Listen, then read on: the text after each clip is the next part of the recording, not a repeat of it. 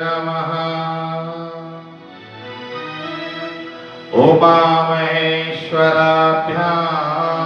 नमः। सरस्वत्यै नमः।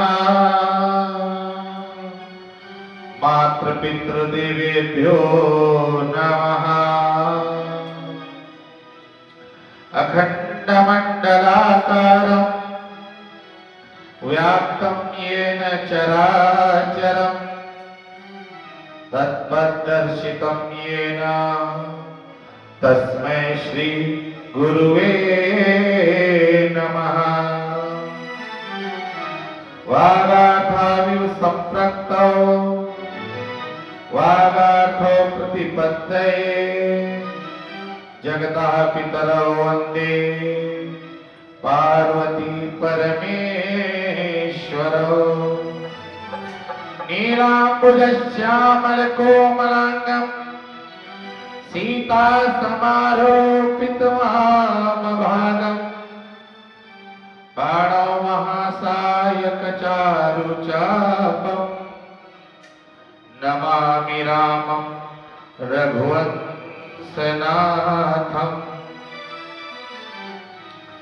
जय जय श्री राधा रमण, जय जय नवल किशोर, जय गोपी चित चोर प्रभु, जय जय माखन चोर। वृंदावन के वृक्षन को मरम न जाने को, डाल डाल और पात पात से श्री राधे राधे हो। तू राधे बड़ी भागिनी, कौन तपस्या कीन, तीनों लोक 14 भुवन सब तेरे अधीन। बोलो राधे रानी की जय। आइए भगवान का स्मरण करते हुए 2 मिनट का संकीर्तन करते हैं, तत्पश्चात कथा की ओर चलते हैं।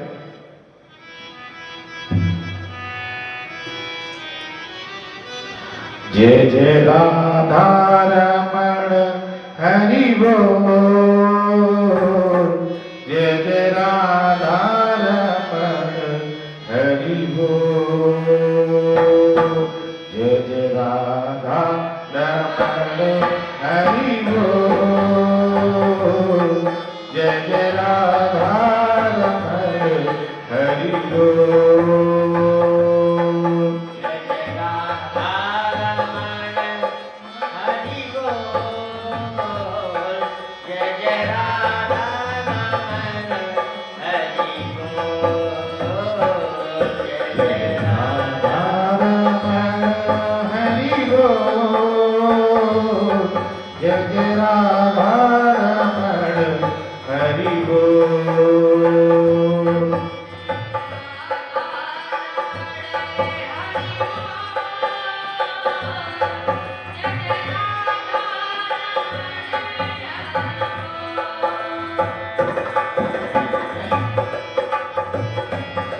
जय जय राधा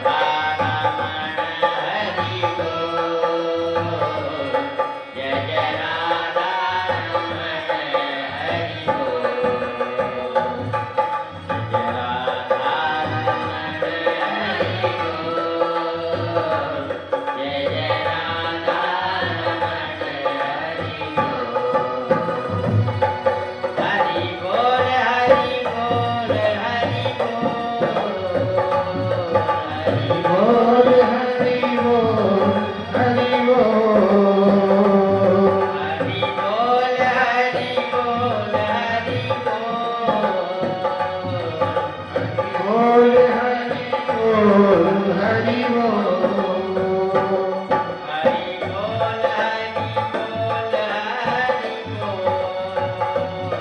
हरि बोल हरि बोल हरि बोल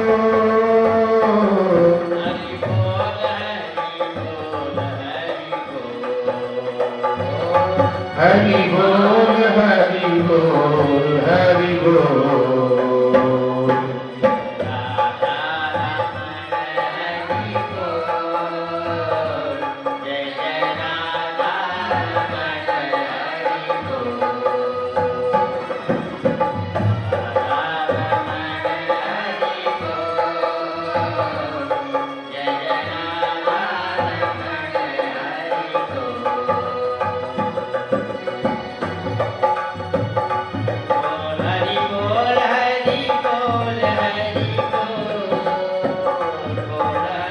बोल हरि बोल हरि बोल हरि बोल हरि बोल हरि बोल हरि बोल हरि बोल हरि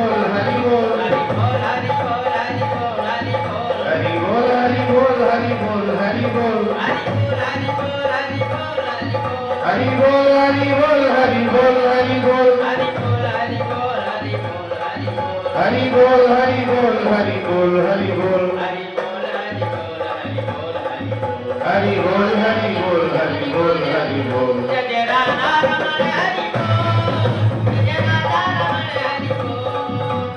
राधा रमण हरि बोल जय राधा रमण हरि बोल जय राधा रमण हरि बोल जय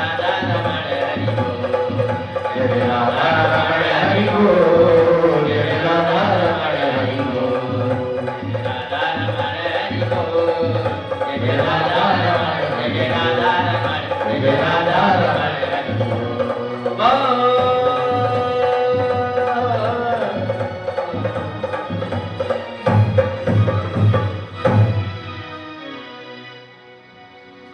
जय जय राधा रमण हरि बोल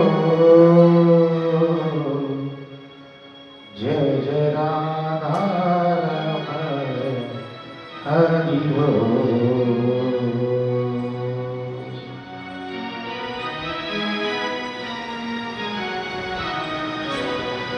कितना प्यारा नाम है राधा रमण।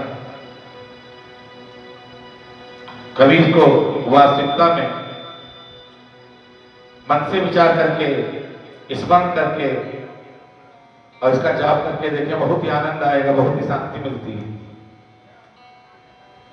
कल हम लोगों ने कई प्रकार की कथाएं सुनी, इसमें मुख्य रूप से दान लीला और भगवान का विवाह रुक्मिणी जी के साथ, रुक्मिणी मंगल को लोगों ने सुना। आगे परीक्षित जी को सुखदेव जी सुना रहे हैं। इस समय बीतता गया, समय पा करके आगे भगवान और रुक्मिणी से एक पुत्र ने जन्म लिया, जिसका नाम भगवान ने प्रद्युम्न रखा। एक दैत्य है सम्रासुर, उसको ये बात पता चली कि ये मेरा काल है, मेरी मृत्यु इसके हाथों होनी है।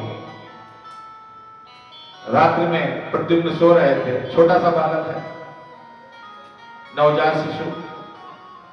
समरासुर आया और कहा कि जो मेरी मृत्यु का कारण है उसी को मैं खत्म कर दूंगा, और प्रद्युम्न को ले जाकर के समुद्र में फेंक दिया। अब छोटा सा बालक है तो कोई समुद्र में अगर उसको डाल देगा तो यही समझेगा कि बच्चा क्या होगा, मर जाएगा। और ऐसा हुआ कुछ विधि का विधान, जब उसने उसको फेंका तो एक मछली उस बच्चे को निकल गई, और वही मछली कुछ मछुआरों ने पकड़ी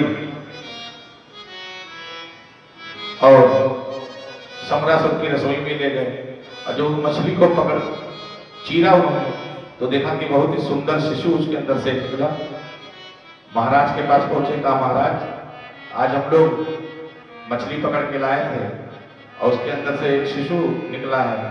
तो समरासुर ने कहा अरे यार हम क्या करेंगे इसका, जो ले उसको दे दो। तो इनके समरासुर क्या है, दासी है, खाना बनाती है, नाम है विद्यावती। विद्यावती ने देखा और मोहित हो गई, देख करके कहा इतना सुंदर बालक है तो क्यों ना इसे महाराज मैं सेवा कर दूं इसकी। तो समरासुर ने कहा अरे हमें तो कोई चाहिए जो इसकी सेवा करे। थोड़ा बार मैं एक बार आवाज कम कर दो, हमें बहुत तेज लग रही है आवाज। क्या तेज है? वाकई हमें ही लग रही है। हाँ थोड़ा इसका थोड़ा सही करो, बहुत बहुत आ रही है, थोड़ी सी कम कर दो, हल्की सी कम कर दो, बहुत तेज मालूम पड़ रही है आवाज। हरिओम हरिओम हरिओम हरिओम हरिओम। हाँ तो जब समरासुर के सामने बच्चा लाया गया तो विद्यावती ने प्रार्थना की कि महाराज ये बालक मुझे दे दीजिए, मैं इसका पालन पोषण करूंगी। तो कहा ठीक है तुम ले जाओ। धीमे धीमे समय बीतता गया। एक दिन नारद जी का प्रस्थान हुआ वहां से। अब विद्यावती से कहा सुनो इस बालक का बड़ा तुम सेवा करती हो, जानती हो कौन है ये? तो कहा नहीं महाराज मुझे तो नहीं पता कौन है। कहा ये तुम्हारा पति है पिछले जन्म का। तो जाओ के विद्यार्थी का मेरा पति? कहा पूर्व जन्म में तुम रति थी, रति और ये था कामदेव, और भगवान शिव की तपस्या तुम लोगों ने भंग की थी। भगवान ने अपना तीसरा नेत्र खोल करके इसको भस्म कर दिया था। जब तुम बहुत प्रार्थना की भगवान से कि मुझे मेरा पति चाहिए, तो भोले बाबा ने दया करके कहा कि ठीक है, जब प्रभु का अवतार होगा कृष्ण जन्म में, तब ये तुम्हारा पति ही उनका पुत्र बन के आएगा, तब तुम्हारा विवाह कराएगा। तो तुम्हारा एक दूसरा जन्म है, इसका भी दूसरा जन्म है। अब अच्छा विद्यावती को जब ये पता चला कि मेरा पति है तो उसकी भाव भंगिमाएं बदल गई। धीमे धीमे बालक बड़ा होता गया। अब माँ के दुलार करने का तरीका अलग होता है और पति पत्नी के दुलार करने का तरीका अलग होता है। जब बालक धीमे धीमे बड़ा होता गया तो बालक ने उसके हाव भाव देखे तो कहा सुनो देवी, तुमने हमको पाला है, तुम मेरी माँ के समान हो और तुमको शोभा नहीं देता है। तो विद्यावती ने हाथ जोड़े, कहा प्रभु मैंने आपको पाला जरूर है, लेकिन मैं आपकी पूर्व जन्म की पत्नी हूं। श्राप के कारण मेरा भी जन्म हुआ है और आपका भी जन्म हुआ है, तो मुझे स्वीकार करें। जब ये बात पता चली प्रद्युम्न को, तो प्रद्युम्न ने कहा कि अच्छा हमको यहाँ लेकर कौन आया था? तो पूरी कथा बताई कि कैसे वहां से चुराया तुमको, कैसे मछली के पेट में गए, कैसे यहाँ पर आए। प्रद्युम्न ने जैसे ही बात जानी समरासुर के साथ बहुत भयंकर युद्ध शुरू हो गया। समरासुर को मार करके प्रद्युम्न अपनी पत्नी को लेकर के और पुनः द्वारका आ गए। जब द्वारका आए भगवान कृष्ण बैठे हुए थे और उनके साथ में कई पत्नियां बैठी हुई थी, 16,108। तो जब ये परीक्षित को सुखदेव जी ने बात बताई कि 16,108 रानियां बैठी हुई थी, तो परीक्षित जी ने कहा कि जब प्रद्युम्न का जन्म हुआ था तब तो केवल एक ही रानी थी, और प्रद्युम्न के लौटने पर ये 16,108 कैसे हो गए? महाराज थोड़ा आपको कायदे से समझाइए, इतने दिनों में 16,108 विवाह, इतने तो दिन भी नहीं बीते थे जितने क्या रोज एक विवाह करते थे, एक भी नहीं क्या 5-5 6-6 रोज करते थे क्या? इतनी जल्दी इतने विवाह कैसे हो भाई? एक साल में 365 दिन होते हैं और मान लो 15-20 साल का भी जोड़ लो, 21 साल तक जोड़ लो, तभी रोज 5-5 6-6 विवाह कर रहे थे क्या? परीक्षित के मन में शंका आ गई। सुखदेव जी ने कहा ठीक है, मैं तुम्हारी शंका का निवारण करूंगा। सुनो, अब राजा परीक्षित को सुखदेव जी किस प्रकार से इनके अन्य विवाह हुए इसके विषय में सुना रहे हैं।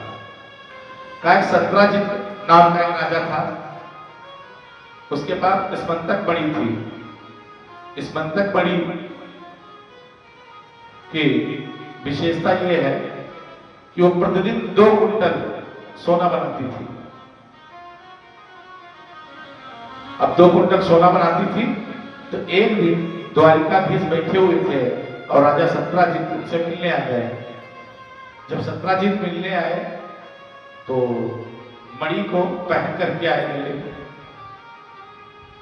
किसी के पास कोई चीज होती है तो उसको दिखाना रहता है कि हमारे पास ये चीज है, तो उसको सामने थोड़ा प्रदर्शित करने के लिए लोग पहन लेते हैं। जैसे किसी के पास कोई वस्तु है तो उसको पहन कर रखते हैं। तो सत्राजित से पूछा भगवान ने ये क्या है? तो कहा महाराज ये मणि है और रोज 2 कुंटल सोना बनाती है। तो भगवान ने कहा ऐसा ना करो, तुम्हारे पास इतना कोई काम तो है नहीं 2 कुंटल सोने का, लेकिन हम राजा हैं, द्वारकाधीश हैं और हमारे पास बहुत काम है, तो हमको दे दो तो हम प्रजा की भलाई कर सकते हैं इससे। तो अब ये मणि हमको दो। सत्राजित ने मना कर दिया। सत्राजित ने मणि देने से मना कर दिया। तो भगवान ने कहा कोई बात नहीं। भगवान ने कहा ठीक है, तुम्हारी वस्तु है, तुम नहीं देना चाहते, कोई बात नहीं। अभी सत्राजित अपने घर गया और दोबारा से इनके भाई भी हैं, भाई की कहानी बाद में बताएंगे। तो सत्राजित एक बार वन को चले गए शिकार खेलने। वहां शेर ने इनका वध कर दिया। मणि पहने हुए थे। अब मणि भी गायब। उधर से जामवंत जी, जो रामायण काल के जामवंत जी हैं, वो आ रहे थे। देखा कि शेर के पंजों के निशान है, एक मनुष्य का पंजर पड़ा हुआ है, एक मणि पड़ी हुई। तो जामवंत ने मणि उठा ली, अपनी गुफा में लेकर के चले गए। इनकी पुत्री का नाम है जामवंती। और जामवंती ने कहा कि पिताजी ये क्या है, बड़ा अच्छा खिलौना है, चमक रहा है, हमको दे दीजिए। तो अपनी पुत्री को भेंट कर दी। लेकिन ये अफवाह फैल गई कि भगवान द्वारकाधीश ने मणि मांगी थी, हमारे पति ने मणि मना कर दी थी देने से, तो उसको इन्होंने वध करवा दिया। अब भगवान ने कहा लेना एक ना देना दो, खाली हमारी बदनामी हो गई, हम क्या करें? इनके ऊपर दोष लग गया। तो भगवान ने सोचा कि ये भाई जो दोष लगा है इसका निवारण कैसे होगा। तो जो इनके गर्गाचार्य हैं, गर्गाचार्य के कुल गुरु हैं, देखिए गर्गाचार्य वो हैं जो गर्ग संहिता जिन्होंने लिखी है और ज्योतिष शास्त्र का निर्माण इन्होंने ही किया है, गर्गाचार्य ने। बहुत तेज है क्या? अरे भैया और कम करके आओ भैया, कहाँ गए माइक वाले भैया? आ जाओ, आज आवाज कम कर दो भाई, बना रही है, बता रहे हैं, और कम कर दो। हरिओम हरिओम हरिओम हरिओम हरिओम। अब ठीक है, चलो ठीक है, ठीक है। तो गर्गाचार्य के पास गए ऐसे, और क्या थोड़ा। तो जब इनका बड़ी बदनामी हो गई इनकी, तो इन्होंने कहा कि प्रभु ये बताइए कि हमारी बदनामी क्या हो रही है, हमने मणि तो ली नहीं है। कहा देखो ऐसा है, मुझे तो ये प्रतीत हो रहा है ग्रह दशा के हिसाब से कि तुमने भादव की जो चंद्रमा होता है, कौन सा चतुर्थी का चंद्रमा, उसको देखने से, भादव की चतुर्थी का चंद्रमा देखने से दोष लग जाता है। मतलब कोई कार्य आपने किया नहीं तब भी आप उसकी बदनामी भोग जाएंगे, आपके बदनामी का दाग लग जाएगा। तो भगवान ने कहा कि क्या करना चाहिए? कहा करना क्या चाहिए भाई, दोष तुम्हारे ऊपर है, इस दोष को मिटाओ। तो भगवान के ऊपर बदनामी का दाग लगा था, तो भगवान ढूंढने पहुंच गए देखा तो एक की लाश पड़ी हुई थी, शेर के पंजों के निशान भी दिखे, फिर आगे भालू के पंजों के निशान दिखे। भगवान पीछे पीछे चले गए, एक गुफा में कोई पंजे मतलब पंजों के जो निशान थे एक गुफा तक गए थे। भगवान ने उस गुफा में प्रवेश किया तो देखा एक भालू का बच्चा, भाई रावण भालू ही तो थे, तो अब पता नहीं क्या कहेंगे उसको, भलूनी कहेंगे क्या कहेंगे, वो मणि लेकर के खेल रही थी। तो भगवान ने कहा सुनो ये मणि तुमको किसने दी? तो कहा आपसे क्या करना, किसी ने भी दी हो? तो कहा नहीं बताओ तो। हमारे पिताजी लाए थे। कहा पिताजी से मिलाओ। इतने में जामवन जी आ गए। कहा सुनो ये मणि तुमने चोरी की है और दाग हमारे पे लगा है। कहा मैंने कोई चोरी नहीं की है। तो कहा चोरी नहीं की हो तो ये मणि हमको वापस कर दो। कहा अब हमारे पास तो कोई चांस नहीं है, कोई मौका नहीं है, क्योंकि पुत्री को हमने मणि दे दी है। अब पुत्री को जो वस्तु दान की जाती है उससे लेने के अधिकारी आप नहीं रहेगा। कन्या का धन पिता को नहीं लेना चाहिए, बहुत बड़ा पाप माना जाता है कन्या का धन अगर पिता लेता है तो। इसीलिए प्राचीन काल में हम लोगों यहाँ नियम था, अब तो नियम नहीं रह गया है, माता पिता पुत्री के घर पानी भी नहीं पीते थे, तो इस कारण से पानी भी नहीं पिया जाता था। तो कहा प्रभु मेरी कन्या को मणि मैंने दे दी है, दे चुका हूं, तो मैं उसको आपको तो नहीं दे सकता हूं। तो भगवान ने कहा दोगे कैसे? तो कहा अच्छा हमसे युद्ध करो फिर हम कुछ सोचते हैं। कहा कि युद्ध क्यों करें? कहा मुझे लग रहा है लोग कहते हैं कि आप ही जगदीश्वर हो, तो आप ही मेरे राम हो, ये मुझे सिद्ध करके दिखाओ, तब मैं मणि के विषय को सोचूंगा। तो भगवान ने कहा कि भाई कैसे सिद्ध होगा? काम से युद्ध करो। कहा इतने बूढ़े हो तुमसे युद्ध क्या करें हम? कहा मैं बूढ़ा जरूर हूं लेकिन आप मुझे हराओ तो मैं जानू। भगवान ने कहा ये कैसी शर्त है? तो कहा ठीक है जैसी इच्छा। मल्लयुद्ध शुरू हो गया। मल्लयुद्ध समझते हैं, दो लोगों का बराबर का युद्ध होता है जिसमें दो लोग केवल लड़ते हैं। 27 दिन तक बड़ा भयंकर युद्ध चला।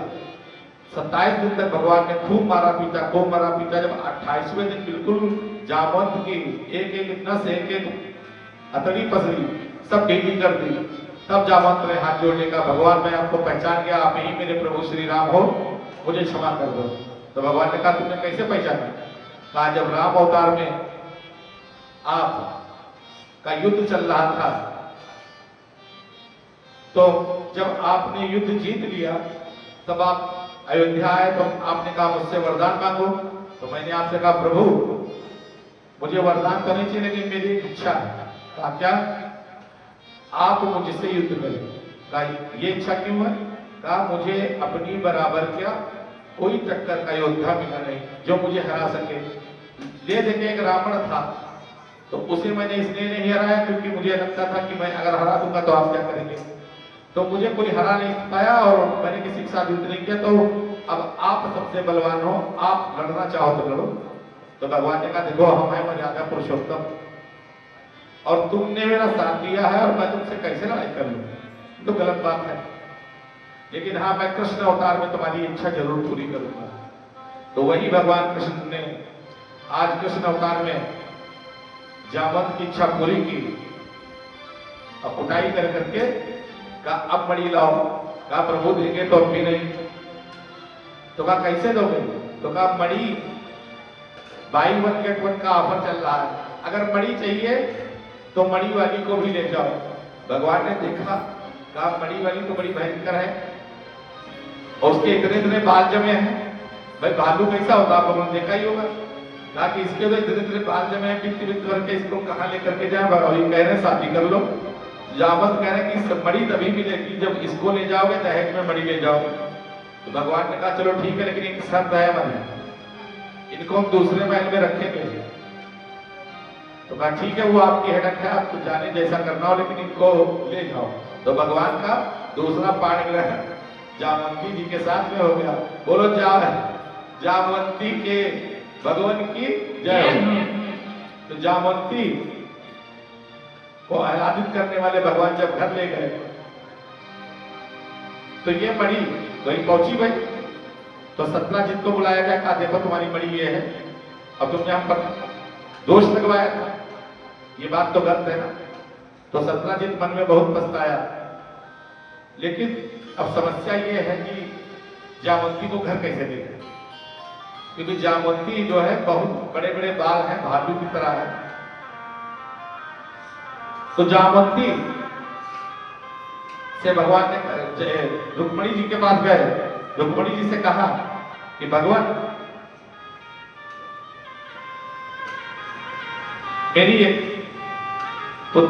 मेरा एक विवाह हुआ है, भगवान कह रहे हैं मेरा एक विवाह हुआ है और मुझे क्षमा कर देना। रुक्मणी जी से कहा क्यों?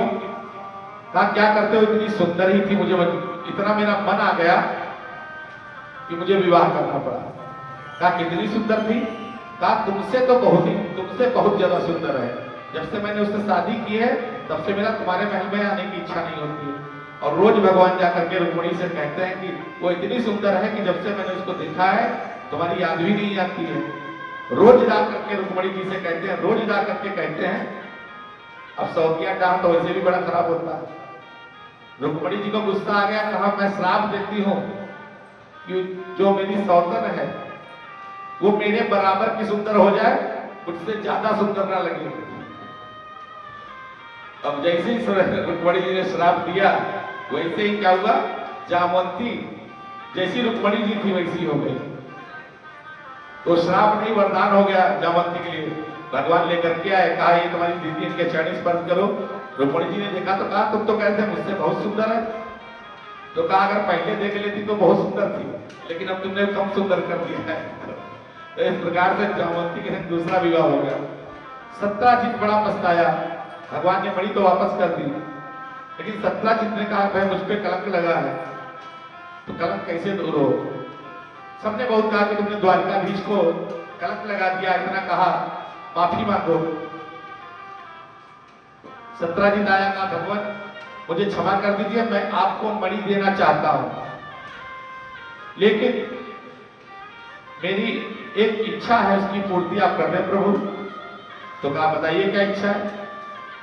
कहा मैं मणि तो दूंगा आपको, लेकिन दहेज में। भगवान ने कहा दहेज में? कहा हाँ, हम अपनी पुत्री का विवाह आपके संग करना चाहते हैं। कहा हमारे 2 विवाह हो चुके हैं। तो कहा तीसरा भी हो जाएगा तो कौन कमी आ जाएगी, आप तो द्वारकाधीश हैं, लेकिन मणि तभी मिलेगी। तो भगवान का तीसरा विवाह सत्यजीत ने अपनी पुत्री के साथ, सत्यभामा जिसका नाम था, उसके साथ कर दिया। तो इस प्रकार से भगवान का तीसरा विवाह भी हो गया। अब इनका भाई है सुधनवा, लेकिन भगवान ने दहेज में मणि नहीं ली। कहा दहेज प्रथा के खिलाफ है, दहेज में मणि नहीं लेंगे। तो सत्यजीत ने कहा चलो ठीक है तो पुत्री का ही, मेरे पास पुत्री का हो जाएगा। तो सत्यजीत ने क्या किया, मणि को घर में रखा और सुधनवा ने क्या किया, इनका कत्ल करके वो मणि चुरा करके भाग गया। अब जैसे ये बात सत्यभामा को पता चली, रोती रोती कृष्ण भगवान के पास आए और कहा प्रभु मेरे पति, मेरे पिता का किसी ने वध कर दिया है। भगवान ने कहा ठीक है। भगवान और जोर जोर रोने लगे, क्योंकि पत्नी का पिता थे, नहीं रोएंगे तो पत्नी नाराज हो जाएगी कि हमारे पिता इसलिए रो भी नहीं रहे। तो भगवान और चिपट के रोने लगे कि बड़े अच्छे थे पिताजी, मेरा बड़ा ध्यान रखते थे, और ऊपर वाले के आंसू बहा करके सत्यभामा को लगा रहे हैं, तो मुझसे भी ज्यादा मेरे से दुष्प्रेम करते हैं। कहा मैं अभी जाता हूँ उस दुष्ट को सजा दे, जितने भी उसने किया है ये कार्य उसको सजा दे करके आता है। गए सुधनवा को पकड़ा। सुधनवा ने कहा प्रभु हमारी कोई गलती नहीं है, हमसे अक्रूर जी ने कहा था। अक्रूर जी ने? हमारे काका जी ने। अक्रूर जी के पास पहुंचे, अक्रूर जी से कहा काका जी ये बात आपको शोभा नहीं देती है। कहा कौन सी बात? आप बताइए, आपने मणि के लिए कत्ल करवा दिया। कहा भगवान अब क्या करें, बुद्धि लक्ष्मी का लोभ ही ऐसा है कि बड़ों बड़ों की नीयत खराब हो जाती है। एक बार ठाकुर जी की कथा चल रही थी, तो वहां भगवान का जब जन्म होता है तो वहां बड़े बड़े संत आते हैं।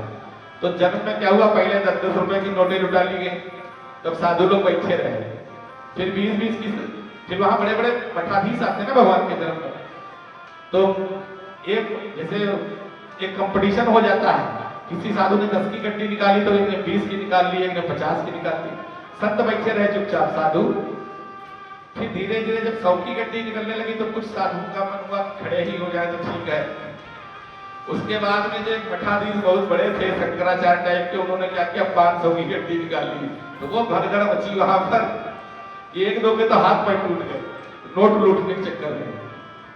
तो कहा लक्ष्मी का लोभ ही ऐसा होता है कि बड़ों बड़ों का ईमान डोल जाता है, क्या करें। इसीलिए लोग कहते हैं संसार में कुछ ही वस्तु ऐसे जो पैसे से नहीं मिलती, बाकी तो पैसे से मिल जाता है। अक्रूर जी ने कहा, अक्रूर जी कह रहे हैं कि प्रभु मुझे क्षमा कर दीजिए, मुझे लोभ आ गया था। तो भगवान ने कहा लोभ आ गया था तो उसका भुगतान करो। अब देखिए इसकी सजा है, स्मंतक मणि की सजा ये है कि इसकी प्रतिदिन 10 घंटे विधि विधान से वेदों के द्वारा बताई गई पूजा के अनुसार इसकी पूजा होनी चाहिए। अथवा इसको श्राप भी है कि अगर जिस देश में रहेगी उस देश का विनाश हो जाएगा अगर इसकी 10 घंटे, देखिए पैसा तो बहुत आएगा, लेकिन अगर इसकी 10 घंटा वेद अनुसार पूजा नहीं होती है तो क्या होगा, सर्वनाश हो जाएगा। भाई जो इतिहास शास्त्री ये बताते हैं कि जो इंग्लैंड में रानी का मुकुट रखा हुआ उसमें स्मंतक मणि ही लगी है, जो पहले भारत में थी, फिर नादिर शाह लूट के लेकर के गया। पहले जो दिल्ली में सिंहासन रखा हुआ था, मयूर सिंहासन बोला जाता है, उसमें लगी हुई थी, नादिर शाह उसको लूट करके गया। नादिर शाह से अंग्रेजों ने लूटा, उसको इंग्लैंड लेकर के चले गए। तो आप देखिए इंग्लैंड का पतन कितना हो गया। पहले इंग्लैंड वो देश था जिसको कहते थे लोग जहां कभी सूर्य डूबता नहीं, क्योंकि पूरे विश्व में को उसने गुलाम बना रखा था। इंग्लैंड को कहा जाता था कि उसका सूर्य कभी अस्त नहीं होता है, क्योंकि यहां पर भी इंग्लैंड था, भारत में भी इंग्लैंड के लोग थे। और आज वो दशा है इंग्लैंड की कि वहीं धरने चल रहे हैं, वहीं लूटपाट चल रही है, वहीं लोग अपना वर्चस्व बचाने के लिए अपना प्रयास रहता है। तो ऐसी वहां पर दशा हो गई। तो अक्रूर जी को सजा दी कि प्रभु हमको मणि नहीं चाहिए, हमें सिर्फ ये चाहिए कि तुम जाओ और इस मणि की 8 या 10 घंटा जो भी पूजा होती है वो करो, और जितना 2 कुंटल सोना बनता है इससे, वो 2 कुंटल सोना ला करके खजाने में आपको जमा कराना है। ये हमारी सजा है। अक्रूर जी ने कहा जैसी प्रभु आपकी सजा। भगवान अपने पास रखिए, इनकी नोट कीजिए, अभी खाती हो रही है, चावल सुदामा के संग में, ठीक है। अगर कोई चावल लाया तो जो सुदामा जी आए तभी चढ़ाना आप लोग, वो प्रसाद रूप में आपको वापस भी हो जाएगा, ठीक है।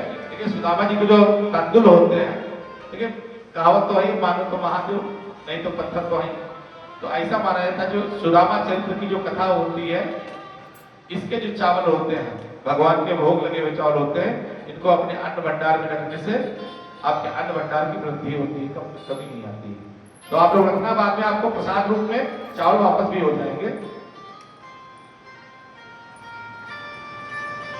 तो अक्रूर जी को सजा दी कि आपको क्या करना है, आपको प्रतिदिन 8 घंटे पूजा करनी है। अक्रूर जी ने कहा ये अच्छी चोरी करवाई। इसके बाद में अर्जुन के साथ में भगवान यमुना के किनारे टहल रहे थे। एक देखा बहुत ही सुंदर स्त्री तपस्या कर रही है। तो भगवान ने देखा ये कौन है भाई। अर्जुन से कहा जरा पता करो देवी कौन है। अर्जुन पास में गए, प्रणाम किया, कहा देवी आप कौन है। कहा मैं कालिंदी हूँ। कहा कालिंदी, कालिंदी तो हमारी यमुना जी को बोलते हैं। कहा मैं वही हूँ, मैं सूर्य की पुत्री हूँ। देखिए सूर्य भगवान के जो यमराज है ना, और इनकी बहन है यमी, जिनको हम लोग यमुना जी बोलते हैं। यम माने यमराज, यमी माने यमुना जी, तो दोनों लोग।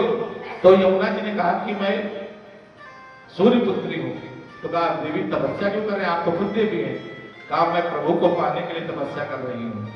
अर्जुन गए मुस्कुराकर बोले प्रभु तपस्या आप ही के लिए चल रही है, जाओ दर्शन दो भगवान कहे तो यमुना जी ने हाथ जोड़े कहा प्रभु, कहा क्या है देवी, कहा मेरी इच्छा है कि आप मुझे पत्नी रूप में स्वीकार करें। मैं आपको पति रूप में स्वीकार कर चुकी हूं, क्योंकि भगवान का जब जन्म हुआ था यमुना जी ने सबसे पहले चरण स्पर्श किए थे। भगवान ने कहा है 3 विवाह हो चुके, चौथा विवाह कैसे? कहा अरे कोई बात नहीं प्रभु, जब 3 हो गए चौथा भी सही।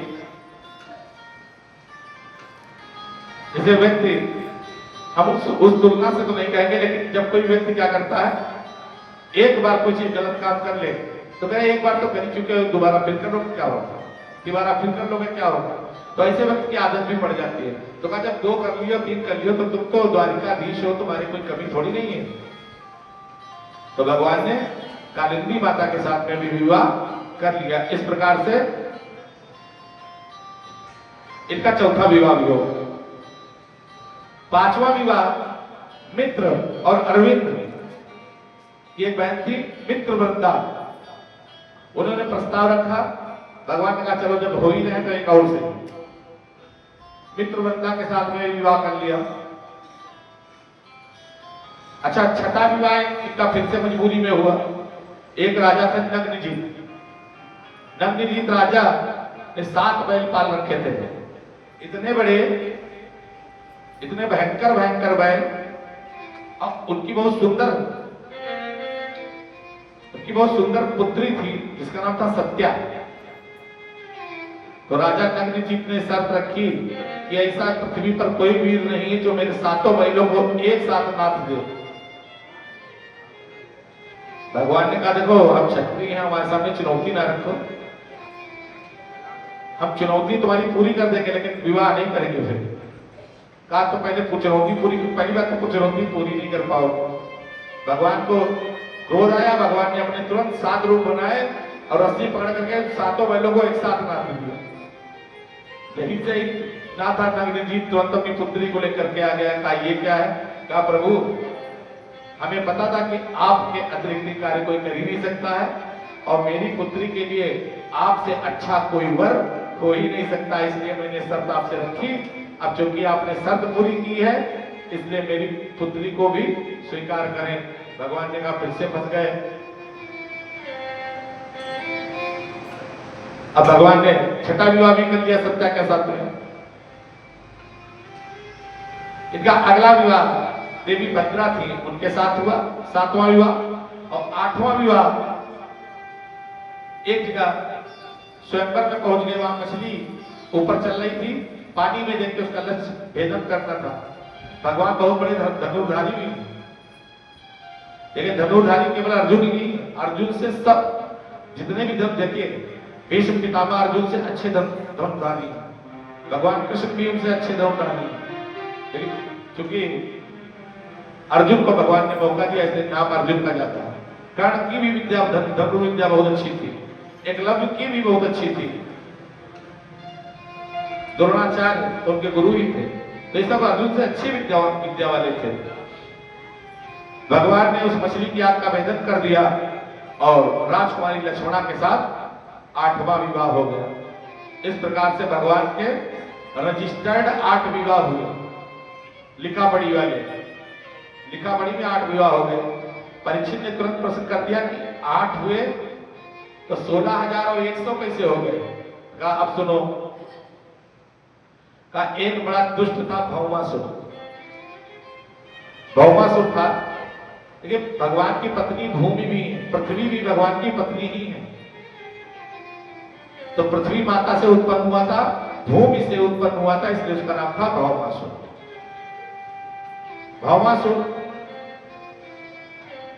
इतना आतंकी था, इतना आतंकी था, भगवान को क्रोध आया, विष्णु भगवान को क्रोध आया। पृथ्वी माता ने हाथ जोड़ने का, प्रभु मेरा पुत्र है, आप इसको नहीं मारेंगे। तो कहा नहीं मारना पड़ेगा, दुष्ट बहुत है। कहा नहीं नहीं, आपको मेरी सौगंध, आप नहीं मारेंगे।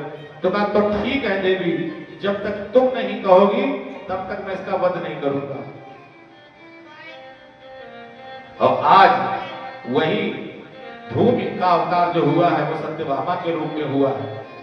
अब भौमासुर ने बहुत आतंक फैला रखा है, सभी राजकन्याओं को चोरी करके ले जाता है, अपने बंदी बना के रखता है। बलि देने के लिए बंदी बना रखी है। भगवान ने कहा अब अत्याचार वो तो क्या, चलो इसको चलते देखते हैं। अब भगवान सत्यभामा को भी साथ ले गए। सत्यभामा रथ पर बैठी हुई है, भौमासुर वार कर रहा है, भगवान कुछ कर ही नहीं रहे।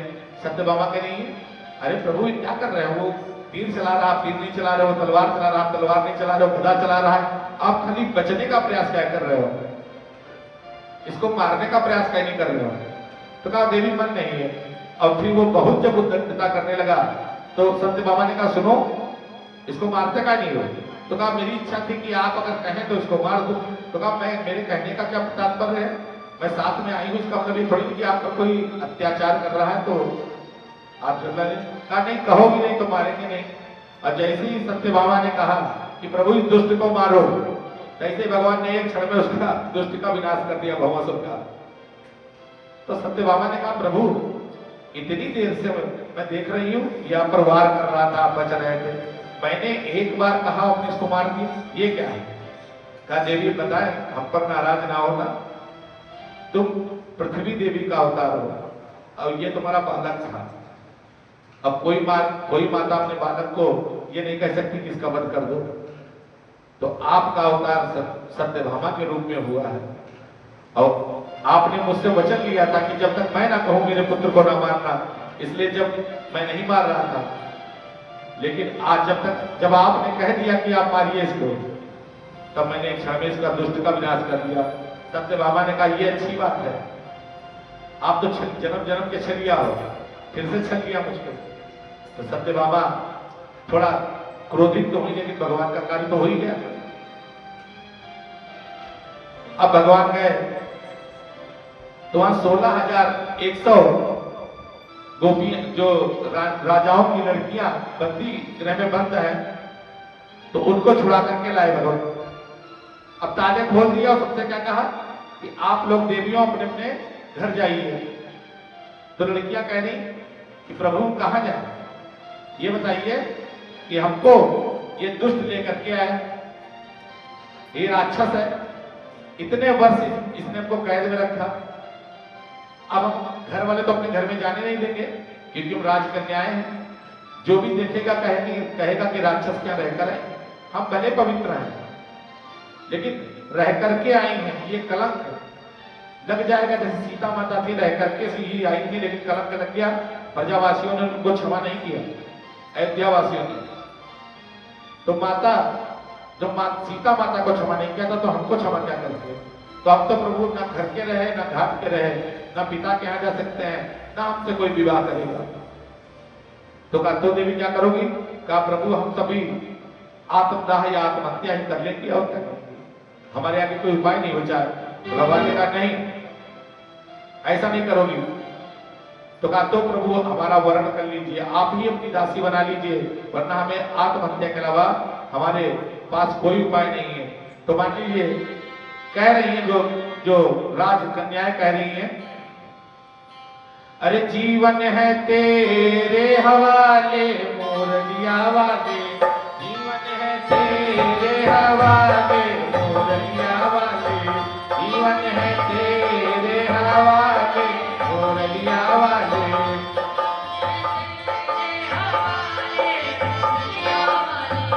जीवन है तेरे हवाले मोरलिया वाले, जीवन है तेरे हवाले मुरलिया वाले, ओरे मुरलिया वाले ओ बांसुरिया वाले, ओरे मुरलिया वाले ओ बांसुरिया वाले, जीवन है तेरे हवाले मुरलिया वाले, जीवन है तेरे हवाले मुरलिया वाले, जीवन है तेरे हवाले मुरलिया वाले, जीवन है तेरे हवाले मुरलिया वाले।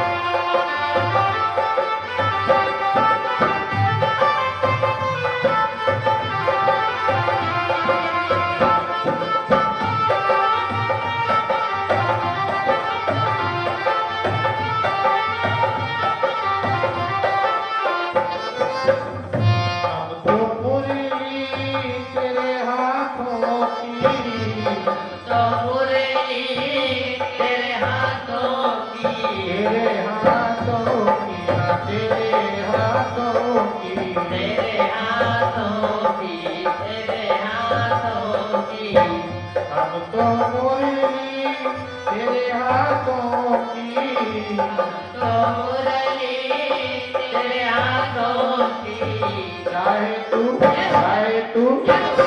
तू जैसे बजा ले बोलिया वाले है तो जय बजा ले बोलिया वाले चाहे तू जैसा बजा ले बोलिया वाले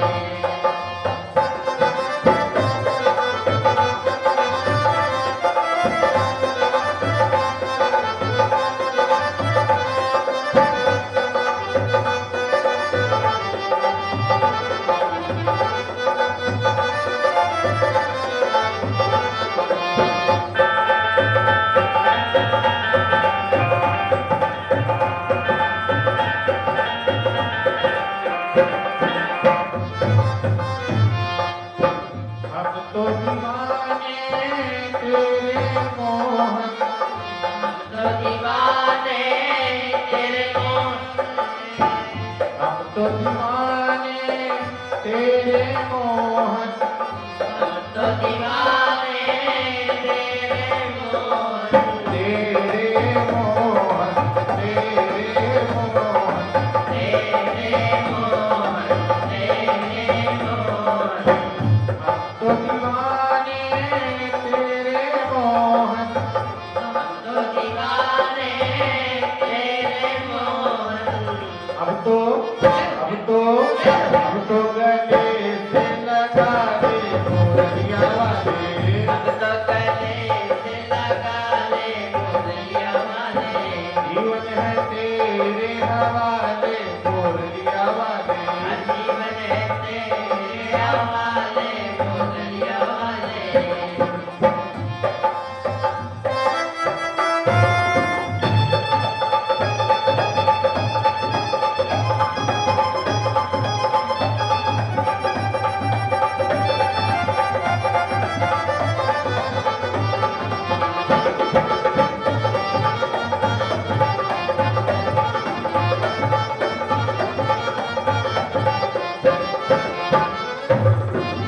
हम तो दासी तेरे चरण की तो दासी तेरे चरण की हम तो दासी तेरे चरण की तो दासी तेरे चरण की तेरे चरण की हाँ तेरे चरण की तेरे चरण की तेरे चरण की हम तो दासी तेरे चरण की दासी तेरे चरण की चरणों में मुझे तो बसा ले बोलिया वाले चरणों में मुझे तो बसा ले बोलिया वाले चरणों में मुझे तो बसा ले बोलिया वाले जीवन है तेरे हवाले बोलिया वाले जीवन है तेरे हवाले बोलिया वाले जीवन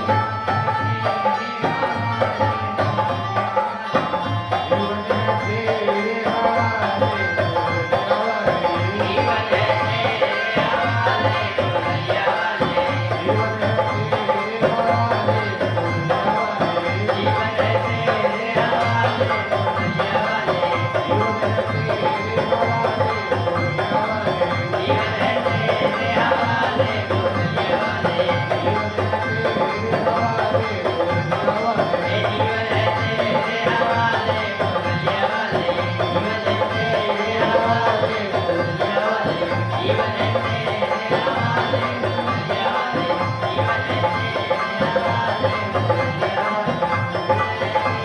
हवाले बोलिया बोलो भक्तवत्सल भगवान की वाले भगवान ने उन 16,100 को भी अपने चरणों में स्थान दिया और सभी को लेकर के द्वारिका चले गए। इस प्रकार भगवान के 16,108 पत्नियां हो गई। देखिए लोग बड़ी आसानी से व्यक्त कर देते हैं कि भगवान ने तो इतने विवाह किए थे, इतना ये किया था, वो किया था। आप उनके स्तर पर जाकर के सोचिए कि भगवान क्या क्या मजबूरियां नहीं होंगी जो भगवान ने किया।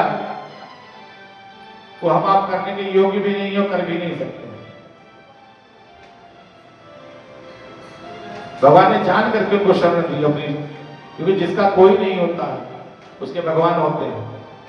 जब उन्होंने कह दिया कि हमारे पिता ने हमारा साथ छोड़ दिया है, घर परिवार ने हमको छोड़ दिया है, हम कहीं जाने के योग्य नहीं, तो भगवान ने अपनी शरण में ले लिया। भगवान के लिए सभी कुछ पवित्र है, अपवित्र कुछ होता ही नहीं भगवान के लिए। इस प्रकार से भगवान का बहुत मंगल पूर्वक परिवार चल रहा है। इनके 16,108 जो रानियां हैं, प्रत्येक रानी से 100 पुत्र और 1 पुत्री पैदा हुई। टोटल जनसंख्या इन्होंने 56 करोड़ पहुंचा दी। इनके केवल इनके 56 करोड़ का भगवान का परिवार है। केवल 56 करोड़ लोग रहते हैं द्वारिका में, केवल इनके ही परिवार के। और क्या किसी की मजाल है कि इनसे कहते भैया आपका जो है चूल्हे का न्योता है, आना सब लोग। चूल्हे न्योता समझते क्या होता है? चूल्हे न्योता मतलब होता है कि आपके घर चूल्हा नहीं जलेगा, और चूल्हा नहीं जलेगा तो ये 56 करोड़ लोग जिसके घर पहुंच जाएंगे, अपने अपने घर के चूल्हे फोड़ डालते। तो इस प्रकार से भगवान का हंसी खुशी परिवार है। भगवान कभी रुक्मणी जी तो रूठती नहीं भगवान से कभी है, तो भगवान ठिठोली किया करते हैं कि तुमने मुझ में क्या देख लिया, मैं काला हूं, मैं टेढ़ा हूं, मैं चोर हूं, मैं कपड़े चुराता था, मैं लोगों के यहाँ दही चुराता था, तुम इतनी सुंदर हो, क्या देख लिया। रुक्मणी जी गुस्सा नहीं होती है, लेकिन जब भगवान ज्यादा अपनी बदनामी करते हैं तो रुक्मणी जी को क्या होता है, एक बार बहुत जब भगवान ने कहा कि तुम्हें तो शिशुपाल के साथ विवाह करना चाहिए था, कितना हैंडसम, कितना सुंदर है वो, तब रुक्मणी जी बेहोश होकर गिर पड़ी। भगवान तुरंत जल लेकर के आए, छिड़का कहा प्रभु और सब कहना, और मजाक करना है करिए, लेकिन ये मत कहना कि किसी दूसरे से विवाह हो गया होता, क्योंकि जैसे प्राण और